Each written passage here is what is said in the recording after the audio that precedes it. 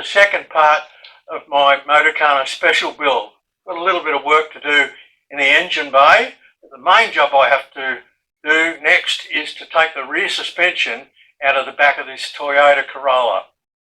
The rear suspension on this 1994 Toyota hatch is different to what I'm used to working on with Honda Civics, and in some ways it's better. You can start here. A big cross member goes across with long wishbones which are fully adjustable on both sides, and the wheel is located with long trailing rods going forward the top to the body, and there's a McPherson strut going up to the top, which is fairly conventional. But this will be fairly easy to adapt into a buggy because that cross member here is bolted to the chassis and most of the suspension is attached to it.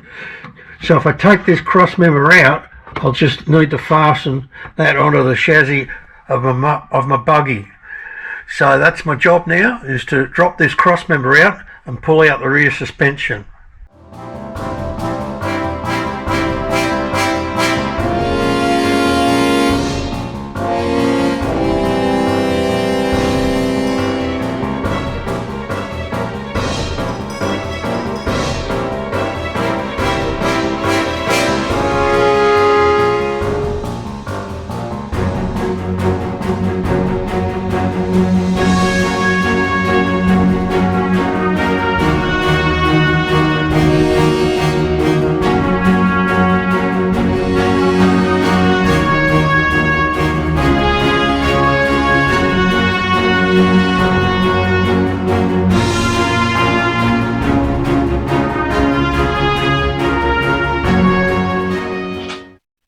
I won't be retrieving the brake air power booster because there's no need for boosted brakes on something as light as a Motorcar special.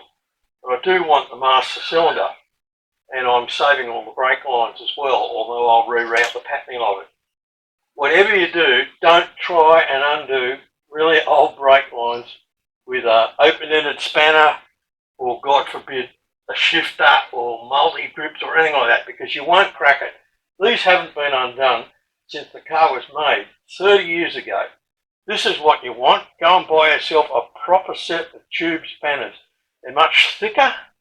They've got a slot in the end, which means it can go over the brake line and it'll really lock. And it'll crack that line every time without rounding out the top of the joining sleeve. So you've been warned, don't use open-ended spanners because they're too thin on a job like this.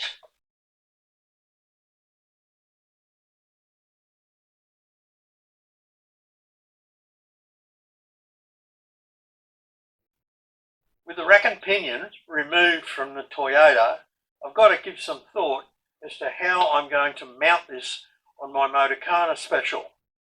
What I'm used to with a Honda is the rack and pinion is mounted on that front subframe, which means everything lines up automatically.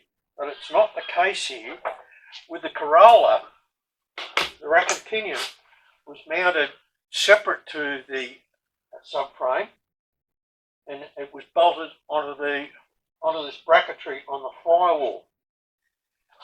When you make a vehicle, a buggy of almost any type, positioning of the rack and pinion is absolutely critical.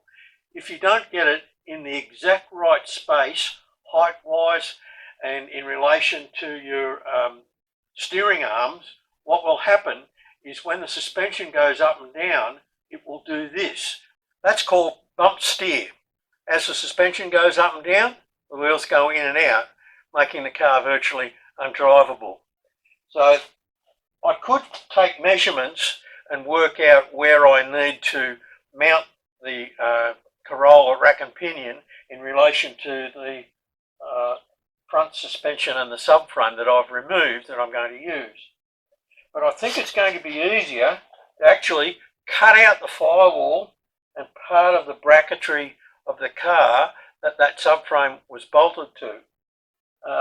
And that way I'll get an exact alignment. I'll cut out enough of the firewall to be able to use it as a firewall in the buggy, bearing in mind that the firewall on the buggy is going to be smaller. I may end up discarding it and just using the bottom part of this of the car, but then again I might even use it as a temporary jig and make just add on a few brackets to position the steering. Bottom line is I must get that rack and pinion positioned in exactly the right place, and so I'm just going to play it safe and cut this firewall and the lower bracketry out off the car and keep it and see how much I need to use once I start making my chassis. I've removed absolutely everything that I need from this car, including the fuel tank with its pump. I probably won't use that tank, but I'll need the pump. The hydraulic lines for the brakes going from the front to the back, along with the fuel to the engine and the fuel return line, and every single piece of wiring off the car that I need. All those wiring looms, the 3 wiring looms, have been removed. So my last job now, before I send this car to God, is to cut out this firewall with a bracketry to hold that front subframe. To do that, I'm going to use, that's not an angle grinder. This is an angle grinder.